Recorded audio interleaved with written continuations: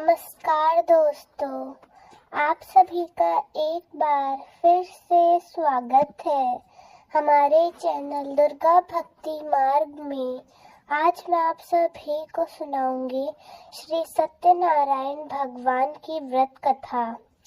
एक समय नैमिषारण्य तीर्थ में शौनक आदि 88,000 ऋषियों ने श्री सूत जी से पूछा, हे प्रभु, इस कलयुग में वेद विद्या रहित मनुष्यों को भक्ति किस प्रकार मिलेगी और उनका उद्धार कैसे होगा। इसलिए हे मुनि श्रेष्ठ, कोई ऐसा तप कहिए जिससे थोड़े समय में पुण्य प्राप्त हो जाए तथा मनवांछित फल मिले। वह कथा सुनने की हमारी बहुत इच्छा है। सर्वशास्त्र ज्ञाता श्री सूत जी बोले, हे वैष्णव में पूज्य, आप सबने प्राणियों के हित की बात पूछी है। अब मैं उस श्रेष्ठ व्रत को आप लोगों से कहूँगा, जिस व्रत को श्री नारद जी ने लक्ष्मी नारायण जी से पूछा और लक्ष्मीपति ने मुनि श्रेष्ठ नारद जी से कहा। सो ध्यान से सुनिए। एक समय योगी राज नारद जी दूसरों के हित की इच्छा से अनेकों लोकों में घूमते हुए मृत्यु लोक में आ पहुँचे। यहाँ अनेक योनियों में जन्मे हुए प्राय सभी मनुष्यों को अपने कर्मों द्वारा अनेकों दुखों से पीड़ित कर सोचा कि किस यत्न के करने से निश्चय ही प्राणियों के दुखों का नाश हो सकेगा। ऐसा मन में सोचकर विष्णु लोक को चले गए। वहाँ श्वेत वर्ण और 4 भुजाओं वालों देवों के ईश नारायण को देखकर, जिनके हाथों में शंख चक्र गदा और पद्म थे, वे वरमाला पहने हुए थे, उनकी स्तुति करने लगे। हे भगवान, आप अत्यंत शक्ति से संपन्न हैं। मन तथा वाणी भी आपको पा नहीं सकती। आपका आदि मध्य अंत नहीं है। निर्गुण स्वरूप सृष्टि के आदि भूति व भक्तों के दुखों को नष्ट करने वाले हैं। आपको मेरा नमस्कार है। नारद जी से इस प्रकार की स्तुति सुनकर विष्णु बोले, हे मुनि श्रेष्ठ, आपके मन में क्या है? आपका किस काम के लिए यहाँ आगमन हुआ है? निसंकोच होकर कहिए। तब नारद मुनि बोले, हे प्रभु, मृत्यु लोक में सब मनुष्य जो अनेक योनियों में पैदा हुए हैं, अपने अपने कर्मों के द्वारा अनेक प्रकार के दुखों से दुखी हो रहे हैं। हे नाथ, मुझ पर दया रखते हो तो बताइए कि उन मनुष्यों के सब दुख थोड़े से ही प्रयत्न से कैसे दूर हो सकते हैं। हे नारद, मनुष्यों की भलाई के लिए तुमने बहुत ही अच्छी बात पूछी है। जिस काम के करने से मनुष्य मोह से छूट जाता है, वह मैं तुमसे कहता हूँ, सुनो। बहुत पुण्य देने वाला स्वर्ग तथा मृत्यु लोक दोनों में दुर्लभ एक उत्तम व्रत है। आज मैं प्रेमवश होकर तुमसे कहता हूँ, सत्यनारायण जी का यह व्रत अच्छी तरह विधि पूर्वक करने से मनुष्य आयु पर्यंत यहाँ सुख भोग कर मरने पर मोक्ष को प्राप्त होता है। श्री भगवान के वचन सुनकर नारद मुनि बोले कि उस व्रत का क्या फल है, उस व्रत का विधान क्या है और किसने यह व्रत किया और किस दिन यह व्रत करना चाहिए, विस्तार से कहिए। भगवान श्री लक्ष्मी नारायण बोले, दुख सुख आदि को दूर करने वाला, धन धान्य को बढ़ाने वाला, सौभाग्य तथा संतान प्राप्त कराने वाला, यह व्रत सब स्थानों पर विजय कराने वाला है। भक्ति और श्रद्धा के साथ किसी भी दिन मनुष्य श्री सत्यनारायण की शाम के समय ब्राह्मणों और बंधुओं के साथ धर्मपरायण होकर पूजा कर सकता है। भक्ति भाव से नैवेद्य केले का फल, घी, दूध और गेहूं का चूर्ण सवाया ले।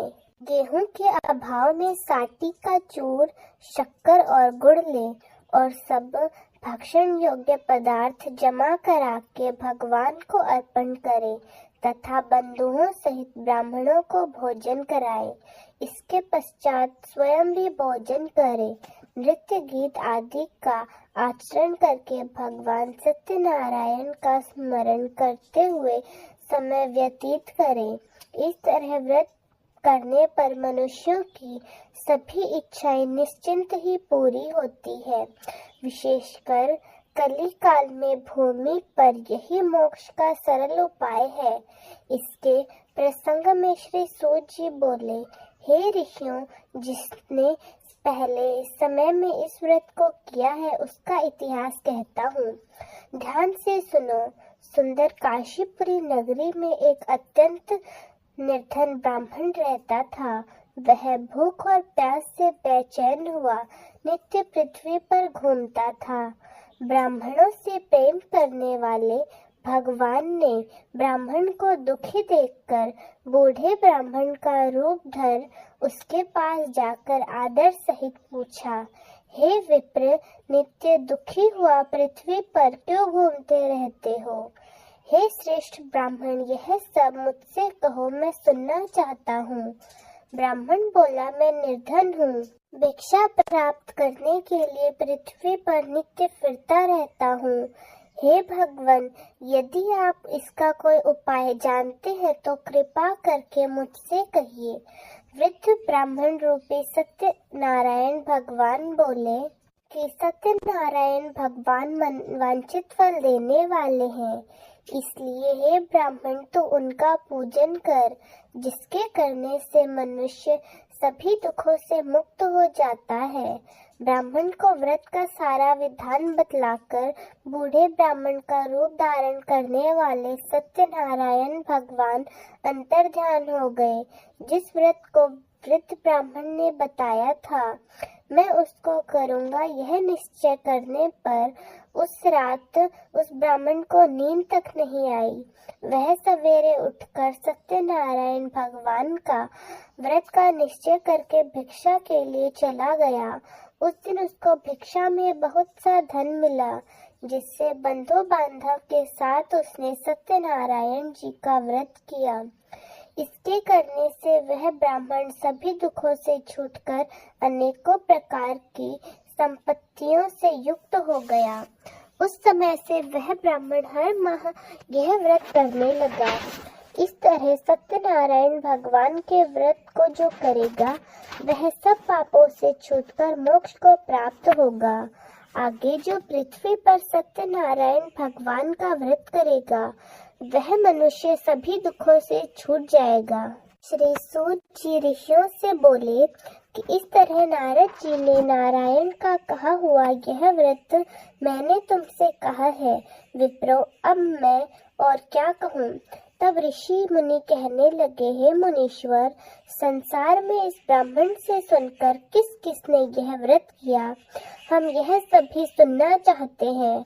हमारे लिए कृपा कर इस व्रत को कहिए।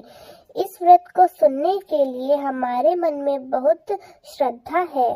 श्री सूत जी बोले, हे मुनियों, जिसने इस व्रत को किया है वह सब सुनो। एक समय ब्राह्मण धन और ऐश्वर्य के अनुसार बंधु बांधव के साथ व्रत करने को तैयार हुआ। उसी समय एक लकड़ी बेचने वाला बूढ़ा आदमी आया और बाहर लकड़ियों को रखकर ब्राह्मण के मकान में गया। प्यास से पीड़ित लकड़हारा उसको व्रत करता देखकर ब्राह्मण को नमस्कार करके कहने लगा, हे ब्राह्मण जी, आप क्या कर रहे हैं और इसके करने से क्या फल मिलता है, कृपा करके मुझसे कहिए। ब्राह्मण ने कहा, सब मनोकामनाओं को पूरे करने वाला यह सत्यनारायण भगवान का व्रत है। इसकी ही कृपा से मेरे यहाँ धन धान्य आदि की वृद्धि हुई है। ब्राह्मण से इस व्रत के बारे में जानकर लकड़हारा बहुत प्रसन्न हुआ। चरणामृत का प्रसाद लेने के बाद वह अपने घर को गया।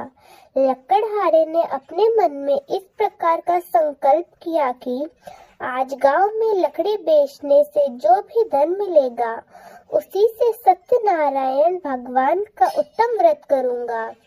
यह मन में विचार करके वह बूढ़ा आदमी लकड़ियां अपने सर पर रखकर जिस नगर में धनवान लोग रहते थे, वह ऐसे सुंदर नगर में गया। उस दिन वहां पर उसे उन लकड़ियों के दाम पहले दिनों से चौगुने मिले। तब वह बूढ़ा लकड़हारा दाम लेकर और अति प्रसन्न होकर पके केले के फल, शक्कर, घी, दूध, दही, नैवेद्य और गेहूं का चूर्ण इत्यादि सत्यनारायण भगवान के व्रत की कुल सामग्रियों को लेकर अपने घर गया। फिर उसने अपने भाइयों को बुलाकर विधि के साथ भगवान जी का पूजन और व्रत किया। उस व्रत के प्रभाव से वह बूढ़ा लकड़हारा धन, पुत्र आदि से युक्त हुआ और संसार के समस्त सुख भोग कर वैकुंठ धाम को चला गया। श्री सूत जी बोलते हैं कि हे श्रेष्ठ मुनियों, अब आगे की कथा कहता हूँ, सुनो। पहले समय में उल्का मुख नाम का एक बुद्धिमान राजा था। वह सत्य वक्ता और जितेंद्रिय था। वह प्रतिदिन देव स्थानों पर जाता तथा गरीबों को धन देकर उनके कष्ट दूर करता था। उसकी पत्नी कमल के समान मुख वाली और सती साध्वी थी। उसकी पत्नी का नाम भद्रशीला था। भद्रशीला नदी के तट पर, और उन दोनों ने श्री सत्यनारायण भगवान का उत्तम व्रत किया। उस समय में वहाँ एक साधु नाम का वैश्य आया। उसके पास व्यापार के लिए बहुत सा धन था। वह नाव को किनारे पर ठहराकर राजा के पास गया और राजा को व्रत करते हुए देखकर विनय से पूछने लगा, हे राजन, भक्ति युक्त चित्त से आप ये क्या कर रहे हैं? मेरी इसे सुनने की बहुत इच्छा है, सो आप मुझे बतलाइए। राजा बोला, हे साधु बांधव, अपने भाई बंधुओं के साथ पुत्र आदि की प्राप्ति के लिए यह महाशक्तिमान सत्यनारायण भगवान का व्रत व पूजन किया जाता है। राजा के वचन सुनकर साधु आदर से बोला, हे राजन, मुझसे इसका विधान कहो। मैं भी आपके कथन अनुसार इस व्रत को करूँगा। मेरे भी कोई संतान नहीं है और इससे निश्चय ही हो जाएगी। राजा ने सब विधान सुनकर व्यापार से निवृत्त हो वह आनंद के साथ घर गया। साधु ने अपनी स्त्री से संतान देने वाले उस व्रत का समाचार सुनाया और कहा कि जब मेरी संतान होगी तब मैं इस साधु ने ऐसे वचन अपनी स्त्री लीलावती से कहे। एक दिन उसकी स्त्री सत्यनारायण भगवान की कृपा से गर्भवती हो गई तथा 10वें महीने में उनकी एक सुंदर कन्या का जन्म हुआ। दिनों दिन वह इस तरह बढ़ने लगी जैसे शुक्ल पक्ष का चंद्रमा बढ़ता है। कन्या का नाम कलावती रखा गया। तब लीलावती ने मीठे शब्दों में अपने पति से कहा कि जो आपने संकल्प किया था भगवान का व्रत करूंगा, अब उसे करिए। साधु बोला, इसके विवाह पर करूंगा। इस प्रकार अपनी पत्नी को आश्वासन देकर वह नगर को गया। कलावती पितृगृह में वृद्धि को प्राप्त हुई। साधु ने जब नगर में सखियों के साथ अपनी पुत्री को देखा तो वह तुरंत दूत को बुलाकर कहने लगा कि पुत्री के लिए कोई सुयोग्य वर देखिए। साधु की आज्ञा पाकर दूत कंचन नगर पहुँचे और वहां पर बड़ी खोज और देखभाल कर लड़की के लिए सुयोग्य वर की तलाश करने लगे और बहुत खोजने पर एक सुयोग्य वाणिक वर को ले आया। सुयोग्य वर को देखकर साधु ने अपने बंधु बांधव सहित प्रश्नचित अपनी पुत्री का विवाह उसके साथ कर दिया। किंतु दुर्भाग्य से विवाह के समय भी उस व्रत को करना भूल गया। तब श्री सत्यनारायण भगवान क्रोधित हो गए और श्राप दिया कि तुम्हें दारुण दुख प्राप्त होगा। अपने कार्य में कुशल साधु बनिया जमाता सहित समुद्र स्थित रत्नपुर नगर में गया और वह दोनों ससुर जमाई चंद्रकेतु राजा के उस नगर में व्यापार करने लगे।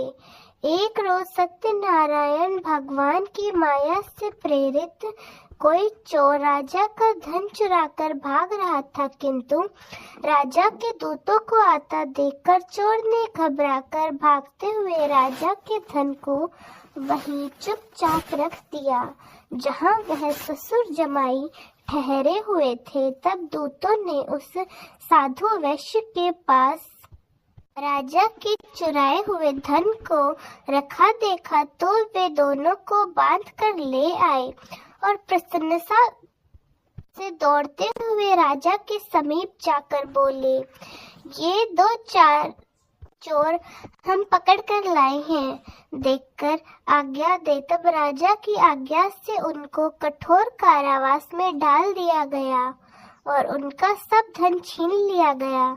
सत्यनारायण भगवान के श्राप द्वारा उनकी पत्नी भी घर पर बहुत दुखी हुई और घर पर जो धन रखा था चोर चुरा कर ले गए।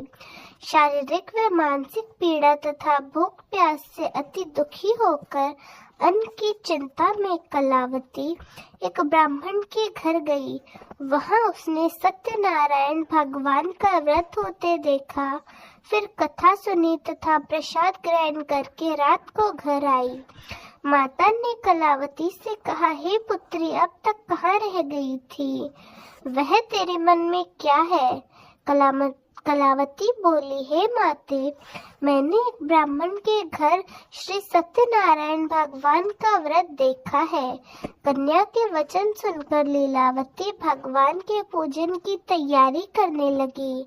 लीलावती ने परिवार और बंधुओं सहित श्री सत्यनारायण भगवान का व्रत व पूजन किया और वर मांगा कि हे भगवान, मेरे पति और दामाद शीघ्र घर आ जाए।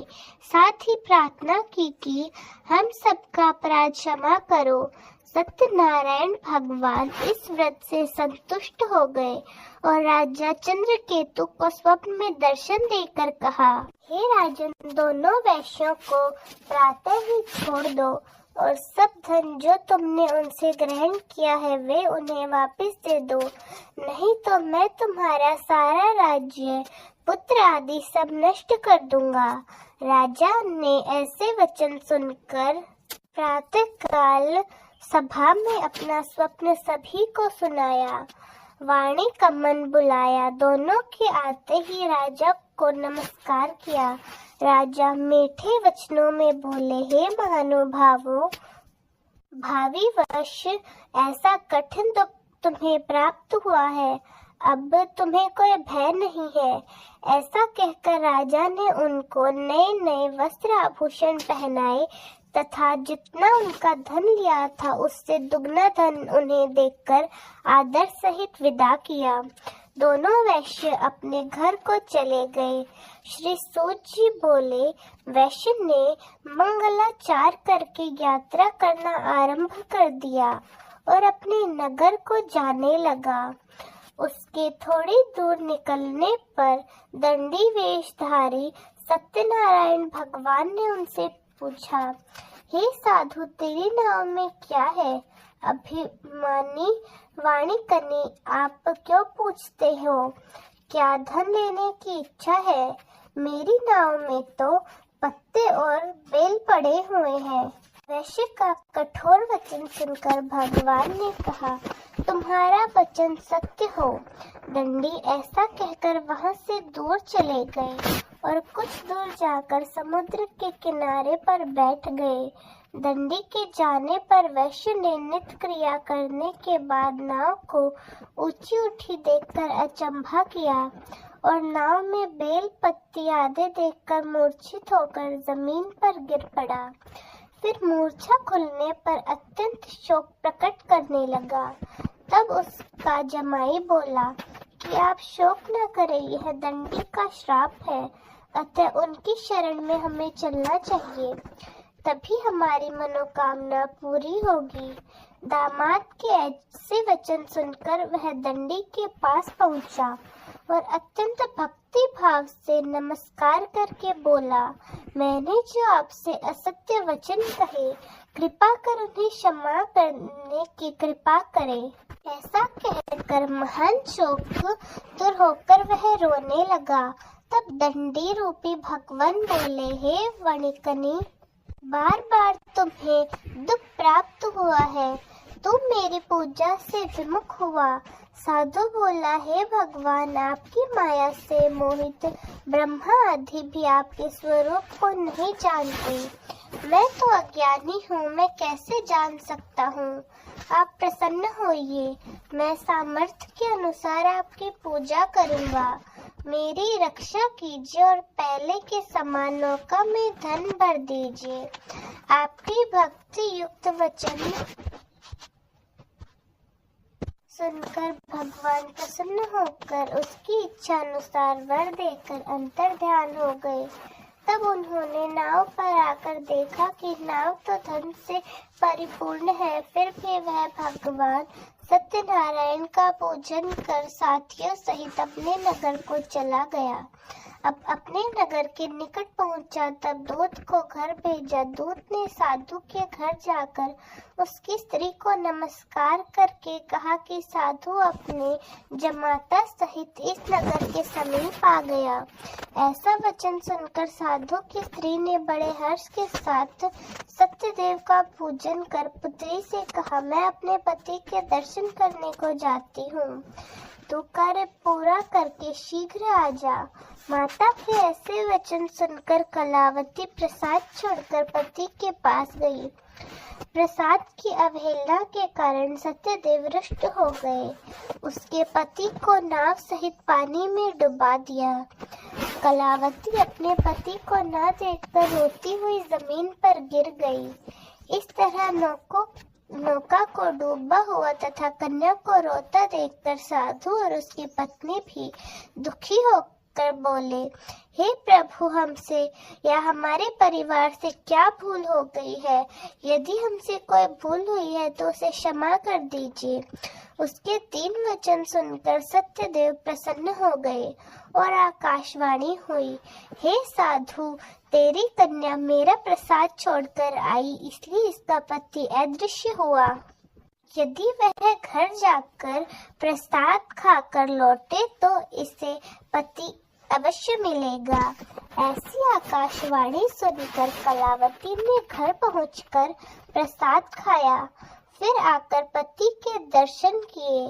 तत्पश्चात साधु ने बंधु बांधव सहित सत्यदेव का विधि पूर्वक पूजन और व्रत किया। उस दिन से वह पूर्णिमा को सत्यनारायण का पूजन करने लगा। फिर इस लोक का सुख भोगकर अंत में स्वर्ग को गया। श्री सूत जी बोले, ऋषियों, मैं और भी कथा कहता हूँ, सुनो। प्रजा पालन में लीन तुंगध्वज नाम का राजा था। उसने भी भगवान का प्रसाद त्याग कर बहुत दुख पाया। एक समय वन में जाकर वन्य पशुओं को मारकर बड़ के नीचे आया। वहां उसने ग्वालों को भक्ति भाव से बंधु बांधव सहित भगवान श्री सत्यनारायण का व्रत पूजन करते देखा। राजा देखकर भी अभिमानवश वहां नहीं गया और न ही पूजन या नमस्कार किया।